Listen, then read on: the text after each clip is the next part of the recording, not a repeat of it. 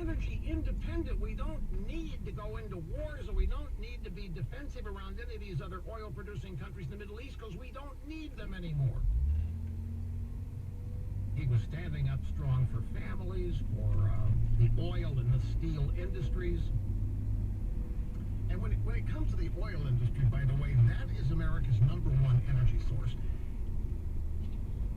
And Trump, hey, Texas, did you hear what he just said? Hey, Oklahoma, did you hear what he just said? Hey, Pennsylvania, did you hear what he just said? Hey, Ohio, did you hear what he just said? Who built the cages, Joe? All of these were killer lines, because Biden's saying he would be shutting down the oil industry, not just fracking. He was going to shut down the whole oil industry. Biden's out there tree-hugging and everything, and Obama, or Trump, is rather playing the role of the adult in the room. And make no mistake, this was a big deal. Biden did promise to shut down the oil industry, not just fracking, and not just fracking on federal lands. That's how he tried to slither out of this last night. No, I just meant fracking on federal land. No, he's not just shutting down fracking. They want to shut down the oil industry. That's what the Green New Deal does.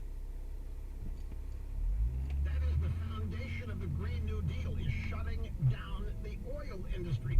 Fossil fuels. We don't have anything to replace it, folks. We don't have an industry of energy that will get big commercial jets off the ground, cargo or passenger. We just don't. We are a long ways from it. We don't have anything, anywhere near anything, to replace oil. I mean, it was a big moment. And there's Trump saying, remember what you just heard, Pennsylvania, Texas, Ohio? Remember that, America. Who built the cages, Joe?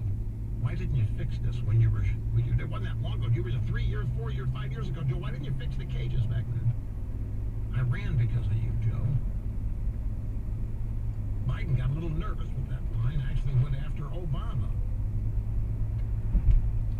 Biden said he'd get immigration reform done because I'll be president, not vice president. He was even attacking Obama. Well, I'll fix immigration because I'll be president, not vice president. Ooh.